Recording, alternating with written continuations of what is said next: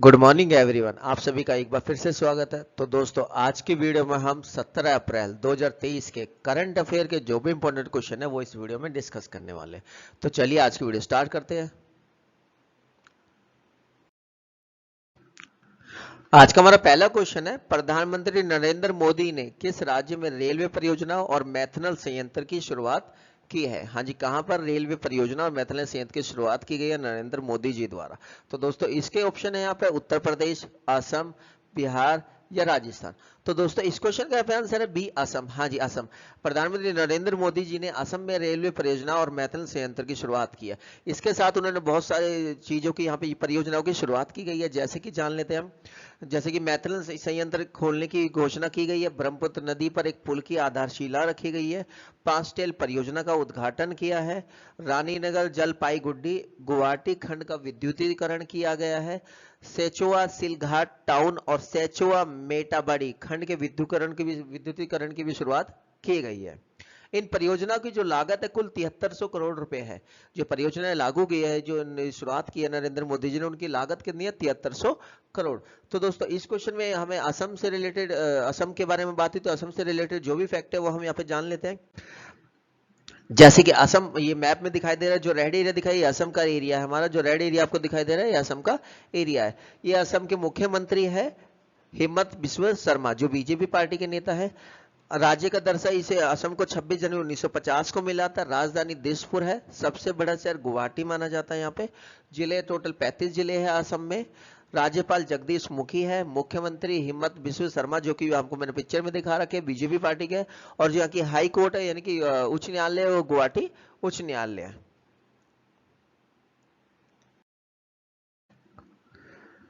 आज का हमारा दूसरा क्वेश्चन है, निम्न में से कौन सा देश बच्चों के लिए ऑक्सफोर्ड मलेरिया वैक्सीन को मंजूरी देने वाला पहला देश बन गया है? निम्न में से कौन सा देश बच्चों के लिए ऑक्सफोर्ड मलेरिया वैक्सीन को मंजूरी देने वाला पहला देश बन गया? हाँ जी, ऑक्सफोर्ड मलेरिया वैक्सीन को मंजूरी देने वाला पहला देश कौन सा बन गया? तो दोस्तों, इस क्वेश्चन के ऑप्शन है घाना, सेनेगल, मोजम्बिक या श्रीलंका। तो दोस्तों, इस क्वेश्चन का आंसर है ए, घाना। हाँ जी, घाना देश पहला देश बन गया है जिसने ऑक्सफोर्ड मलेरिया वैक्सीन को मंजूरी दी है।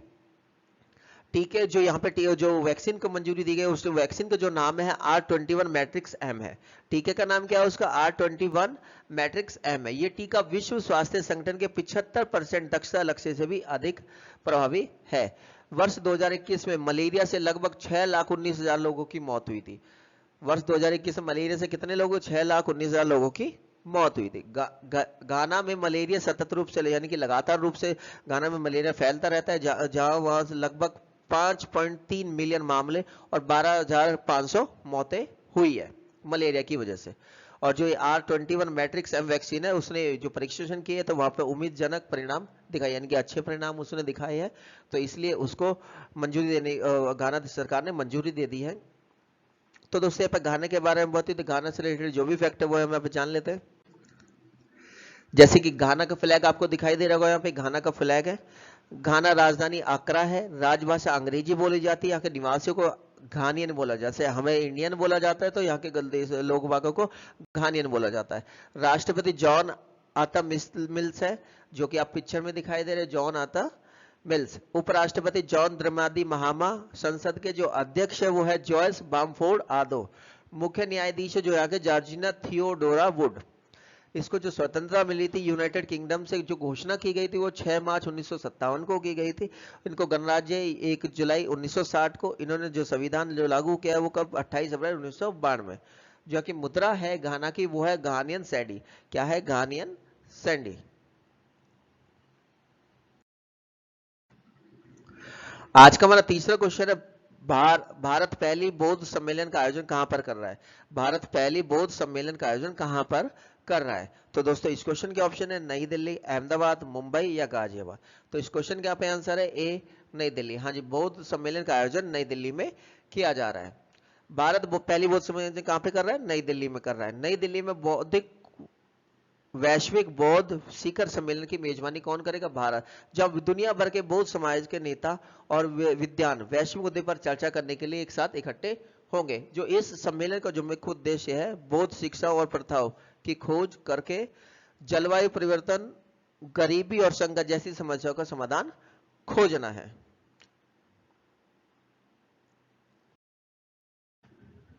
आज का हमारा चौथा क्वेश्चन है, हाल ही में जारी रिपोर्ट के अनुसार दुनिया के 100 सबसे प्रभावशाली लोगों में से इनमें से कौन शामिल हुए? हाल ही में जारी रिपोर्ट के अनुसार दुनिया के 100 सबसे प्रभावशाली लोगों में इनमें से कौन से लोग शामिल हुए हैं? तो दोस्तों इस क्वेश्चन के ऑप्शन है सलमान खान, एस राजमौली, आमिर खान या सोनू सूद।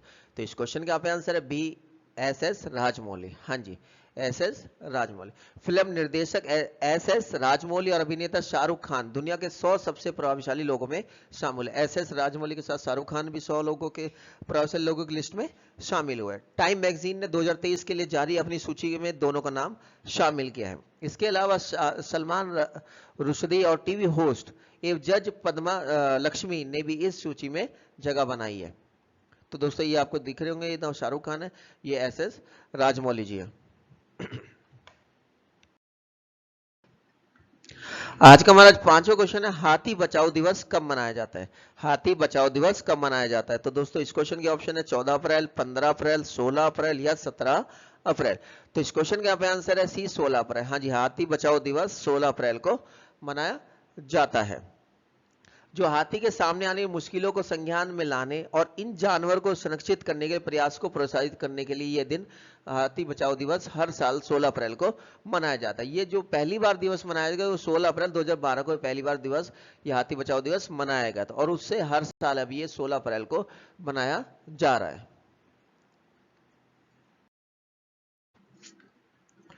आज का हमारा छठा क्वेश्चन है, आज का हमारा छठा क्वेश्चन है, हाल ही में रेल मंत्री अश्विनी वैष्णव के अनुसार कब से वंदे मेट्रो शुरू होगी?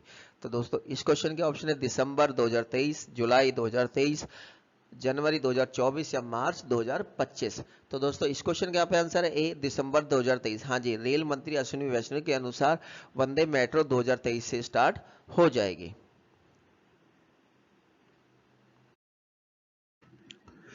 आज का हमारा सातवां क्वेश्चन है, हाल ही में किस टायर ब्रांड को दुनिया में सबसे मजबूत भारतीय टायर ब्रांड घोषित किया गया है? किस टायर ब्रांड को दुनिया में भारतीय टायर ब्रांड घोषित किया गया? तो दोस्तों इस क्वेश्चन के ऑप्शन है एमआरएफ, सीएट, अपोलो, जेके टायर। तो इस क्वेश्चन का आंसर है ए, एमआरएफ। हाँ जी, एमआरएफ। एमआरएफ दुनिया में सबसे मजबूत भारतीय टायर ब्रांड बना। एमआरएफ दुनिया में दूसरे सबसे मजबूत टायर ब्रांड के रूप में उभरा है। दुनिया में सबसे वैल्यूएबल और सबसे मजबूत भारतीय टायर ब्रांड्स पर ब्रांड फाइनेंस की हालिया रिपोर्ट में यह कहा गया है कि एमआरएफ ने लगभग सभी मापदंडों में हाई स्कोर किया है और इसे दुनिया के दूसरे सबसे तेजी से बढ़ते टायर ब्रांड के रूप में भी देखा जा रहा है। आज का हमारा आठवां क्वेश्चन है, हाल ही में किस बैंक ने अपनी coffee table book the banker to every Indian launch किया? The banker to every Indian launch की है। तो दोस्तों इस क्वेश्चन के ऑप्शन है यहाँ पे Punjab national bank, Indian bank, Kotak bank या भारतीय स्टेट बैंक। तो दोस्तों इस क्वेश्चन का आंसर है डी, भारतीय स्टेट बैंक। हाँ जी, भारतीय स्टेट बैंक ने अपनी coffee table book the banker to every Indian launch की है। स्टेट बैंक ऑफ इंडिया का जिसका मुख्यालय कहां पे महाराष्ट्र में ने the banker to every Indian नामक अपनी कॉफी टेबल बुक की शुरुआत की है, जो 75 साल की भारतीय स्वतंत्रता और 1955 में स्थापित एसबीआई के 200 साल के इतिहास को जश्न मनाती है। एसबीआई के 200 साल के जो इतिहास है उसका जश्न मनाती है। ये कॉफी टेबल बुक स्वतंत्रता के बाद से बैंक का इतिहास विस्तार से बताती है। ये स्वतंत्रता के बाद जो बैंक का विस्तार हो उसके बारे में पूरी डिटेल दी गई है इस बुक में। आज का हमारा नौवां क्वेश्चन है, हाल ही में आई रिपोर्ट के अनुसार भारत में रोजगार दर मार्च तिमाही में बढ़कर कितने प्रतिशत हो गई है? हाँ जी, जो रोजगार दर है वो भारत के अंदर बढ़ चुकी है, तो वो बढ़कर कितने परसेंट हो गई है उसके लिए ऑप्शन है यहाँ पे 26.9, 30.9, 36.9 या 16.9। तो दोस्तों इस क्वेश्चन का आंसर है सी, 36.9। हाँ जी, 36.9। भारत में रोजगार की जो दर है मार्च तिमाही में बढ़कर 36.9 हो गई है। केंद्रीय भारतीय अर्थव्यवस्था निगरानी केंद्र CMIE द्वारा जारी नवनीतम डेटा के अनुसार मार्च तिमाही में भारत की रोजगार दर में थोड़ा सा सुधार हुआ। जो भारत की रोजगार दर बस खाली मामूली सा उसमें सुधार हुआ है, 0.3% की वृद्धि हुई है। जो पहले 36.6% थी वो बढ़कर अब 36.9% हो गए, जिससे पता लग रहा है कि भारत के लोगों को रोजगार मिल रहे हैं। और भारत के बेरोजगार की जो लोगों की संख्या है वो भी 2 मिलियन से कम हुई है। आज का हमारा 10वां क्वेश्चन है, कृषि ड्रोन सब्सिडी प्राप्त करने वाली पहली भारतीय ड्रोन कंपनी कौन सी बन गई? कृषि ड्रोन सब्सिडी प्राप्त करने वाली पहली भारतीय ड्रोन कंपनी कौन सी बन गई? तो दोस्तों इस क्वेश्चन के ऑप्शन है अग्निकुल, स्काई रूट, गरुड़ एयरोस्पेस, इनमें से कोई नहीं। तो दोस्तों इस क्वेश्चन का आंसर है सी, गरुड़ एयरोस्पेस।